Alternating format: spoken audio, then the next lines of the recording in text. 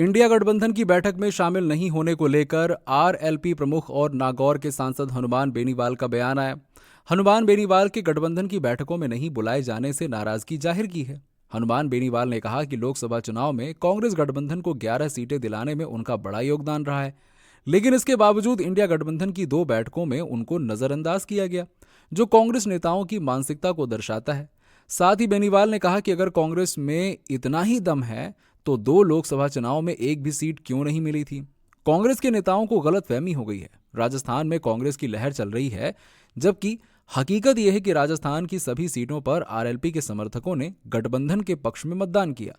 जितना कांग्रेस ने मुझे दिया है, मैंने कहीं ज्यादा सभी सीटों पर लौटाया है। कांग्रेस ने तो मुझे नुकसान पहुंचाया है। एक तरफ मेरे साथ गठबंधन किया, जबकि दूसरी तरफ मेरी पार्टी के नेताओं को तोड़कर बाड़मेर की सीट पर चुनाव लड़वाया।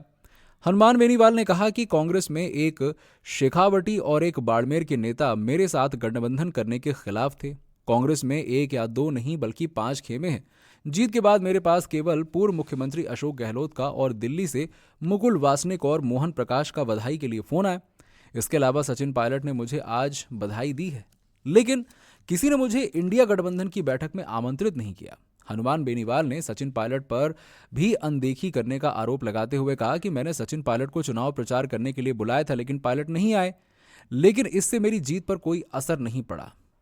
हनुमान बेनीवाल ने यह साफ किया कि फिलहाल इंडिया गठबंधन के साथ हैं, लेकिन भविष्य किसने देखा है, कोई कुछ नहीं कह सकता। हनुमान बेनीवाल ने कहा कि मैंने नागौर की जनता से वादा किया है कि मैं एनडीए के साथ तो नहीं जाऊंगा, इसीलिए मैं जबरदस्ती इंडिया गठबंधन के साथ रहूंगा।